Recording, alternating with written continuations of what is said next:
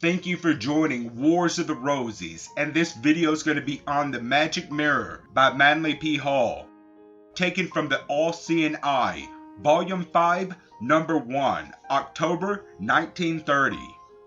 The Magic Mirror. In the legend of Bacchus, the Greeks arcanely intimate that the physical universe is but a polished mirror in which one sees the reflection of the heavenly world. Thus, in the mirror of matter, we see our individualities reflected as personalities. Our bodies are but the shadows of our soul, cast for a day upon the substance of illusion. To realize that form and feature are but reflections of our invisible dispositions is to know ourselves. In the light of this premise, sit down before your mirror and study your face. Lean back, eye yourself in a calculating manner, and interrogate your shadow thus. If I meet you on the street, would I trust you? If I encountered you in a deserted spot on a dark night, would I live to get home? If you were a stranger, would I want you for a friend?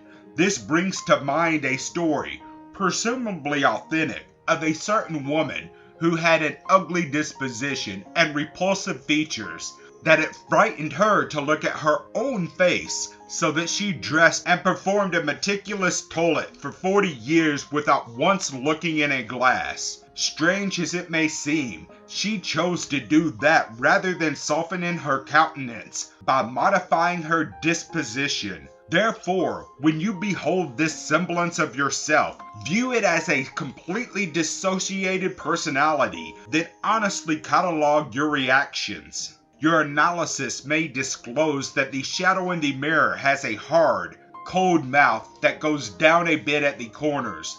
The mouth will probably cause an unpleasant reaction, but previously it was others who felt it and not yourself. Hence, the stranger encountering you must appear either indifferent or charmed while beholding your unprepossessing looks.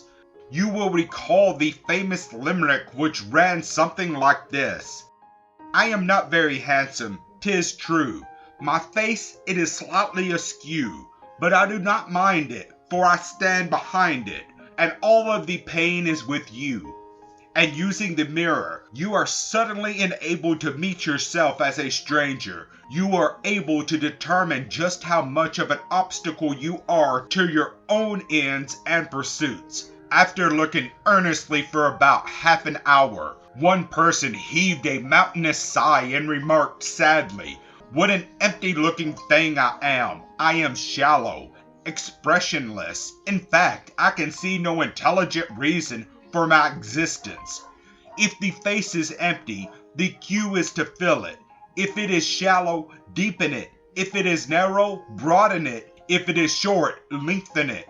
Work with yourself, with your thoughts, emotions, and ideals until you can honestly say, as you look into the reflection of your own eyes, that the face before you is that of a person whom you would really want to know.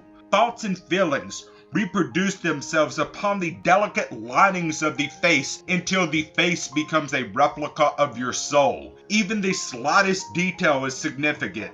The hair, the texture of skin, and the coordination of parts. The advocates of heredity admit that it takes 1,000,000 years to chisel a nose.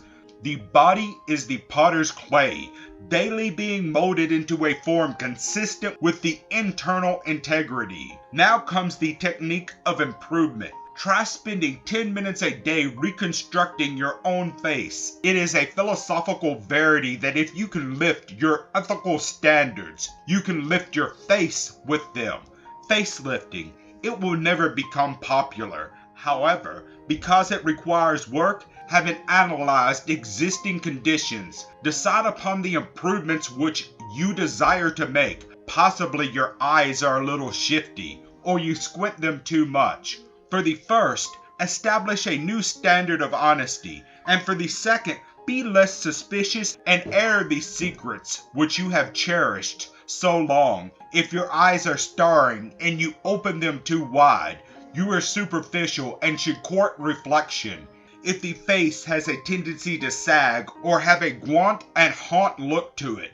'Tis ever so with pessimists. For such people, the truism that it takes twice as many muscles to frown as it does to laugh is the most pertinent. Change your disposition and watch the corners of your mouth come up, just as surely as they had been shifted by a surgical operation. Banish deceit and watch your eyes open. Think and watch your eyes go back where they belong. Strange but true. In a few years, a person can rebuild his face so that while it may not actually be beautiful, it will convey the definite impressions of attractiveness. In this age of competition, personal appearance is a powerful factor in the success of an individual or enterprise. The expression upon your face will have much to do with the position that you will accompany in society. A friend of mine who had an uncanny ability to detect thieves said he seldom fails because he could detect dishonesty in the texture of the skin. When even our pores turn state's evidence, no alternative but honesty is left. The study of your face will discover to you the magnificent psychological background of life, a sphere where subtleties are lost upon 99 out of every 100 persons. Most of us live in the so-called evident. Behind the evident, however, is a network of inherent causes and impulses that make us what we are. We are all tyrannized by circumstances until we rise above circumstance by taking our lives into our own hands and molding ourselves into the ideal we long to be. These little chats with the stranger in the mirror will accomplish much. By standing off and watching yourself walk by, you will receive a definite urge towards self-improvement, which you might never otherwise come to feel. Thank you for watching, and please don't forget to share, like, subscribe, and comment. And if you can, please consider donating to Wars of the Rosies. Links to PayPal and Patreon are in the description. Thank you so very much.